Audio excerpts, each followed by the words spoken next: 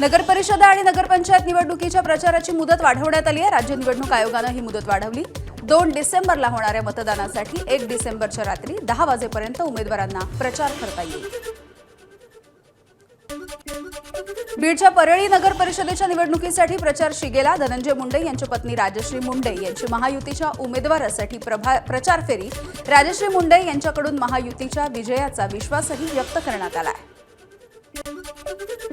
मुख्यमंत्री देवेंद्र फडणवीस हे सध्या वाशिमच्या दौऱ्यावर नगरपालिकेच्या प्रचारासाठी सभेला उपस्थिती लावणार आहेत।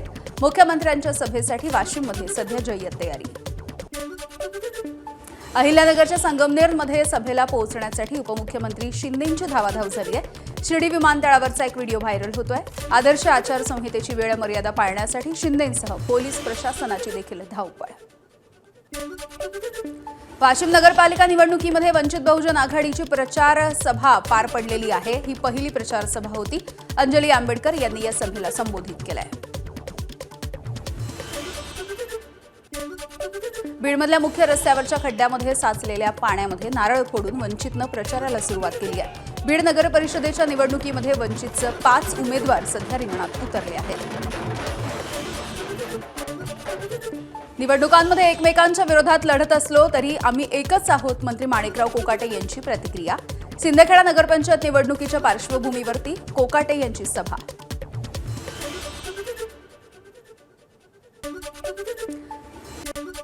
पुढची बातमी बघूयात। अंजली दमानिया यांच्या केंद्रीय गृहमंत्री अमित शहा यांच्यासोबतच्या भेटीवरती प्रश्नचिन्ह कायम आहे। दमानिया अजित पवार यांच्या विरोधामधले पुरावे घेऊन दिल्लीमध्ये पोहोचले आहेत। अमित शहा रविवारपर्यंत दिल्लीच्या बाहेर असल्यामुळे त्यांची भेट होण्याची शक्यता तुर्तास तरी कमी दिसतेय।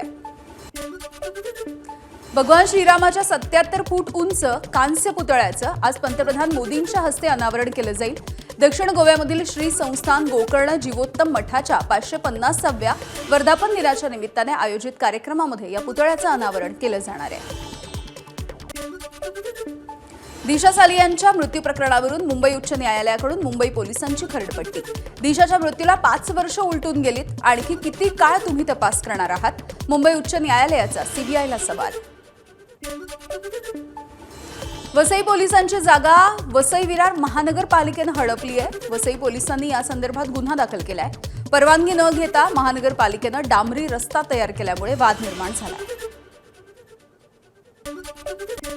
एका 5 वर्षांच्या चिमुकलीचं अपहरण करून पनवेलमध्ये 1,80,000 रुपयांना विकल्याची धक्कादायक घटना। मुंबईच्या सांताक्रूज पूर्वमधला हा सगळा प्रकार आहे। वाकोला पोलिसांकडून चिमुरडीच्या मामा आणि मावशीसोबतच 5 आरोपींना अटक। गावांचा कायापालट करण्यासाठी आता स्मार्ट आणि इंटेलिजंट व्हिलेज प्रकल्प महाराष्ट्रामधील 5 जिल्ह्यांमध्ये 75 गावांमध्ये हा प्रकल्प राबवला जाणार आहे। शहर आणि गावांमधली दरी कमी केली जाईल। नागपूर, अमरावती, हिंगोली, पुणे, सिंधुदुर्ग या जिल्ह्यामध्ये पायलट प्रोजेक्ट राबवला जाईल।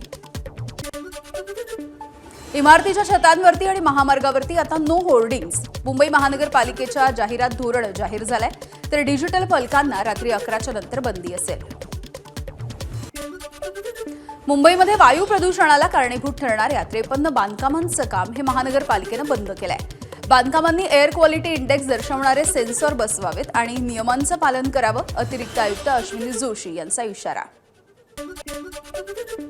मागच्या 4 दिवसांमध्ये सोन्याच्या दरात पुन्हा एकदा 3,000 रुपयांनी वाढ झाली आहे। जीएसटीसह सोन्याचे दर 1,30,000 रुपयांवरती गेलेले आहेत। जागतिक पातळीवरती डॉलरच्या तुलनेमध्ये रुपयामध्ये मोठी घसरण होतीये, त्यामुळे सोन्याच्या दरामध्ये ही वाढ झाली आहे। बातमी धुळ्यातली। धुळ्याच्या शिरपूर तालुक्यामध्ये कोट्यवधी रुपयांचा गांजा पोलिसांनी जप्त केलाय। या कारवाईमध्ये 1,050 किलोग्रॅम वजनाचा गांजा जप्त करण्यात आलेला आहे। पुण्यामधल्या येरवडा परिसरामधील गोल्फ क्लब उड्डाणपुलावरती 10 गाड्या एकमेकांना धडकल्यात। त्यामुळे काही काळ या उड्डाणपुलावरती वाहतुकीची कोंडी झालेली होती, तर या अपघातामध्ये काही जण किरकोळ जखमी देखील झालेले आहेत। वाशिमच्या येवती गावामध्ये 3 शेतकऱ्यांनी सीताफळाच्या बागेवरती जेसीबी फिरवला। सीताफळाला बाजारपेठाच उपलब्ध नसल्यामुळे शेतकऱ्यांमध्ये काहीशी नाराजी आहे, तर कीड रोग आणि फळ वाढीसाठी कृषी विभागाकडून मार्गदर्शन मिळत नसल्याची देखील माहिती आहे। आता वादळी वाऱ्यामध्ये केळीच्या पिकांचं नुकसान होणार नाही। बार्कनं विकसित केलंय नवीन वाण।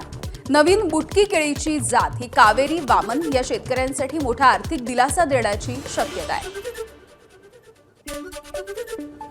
कल्याण डोंबिवली शहराला पाणी पुरवठा करणाऱ्या जलशुद्धीकरण केंद्राच्या क्षमतेमध्ये वाढ झाली आहे. 150 दशलक्ष लिटरची क्षमता वाढवून 300 दशलक्ष लिटर पर्यंत ही क्षमता गेली आहे. डोंबिवली शहराचा पुढील 25 वर्षांचा पाण्याचा प्रश्न आता मिटणार आहे.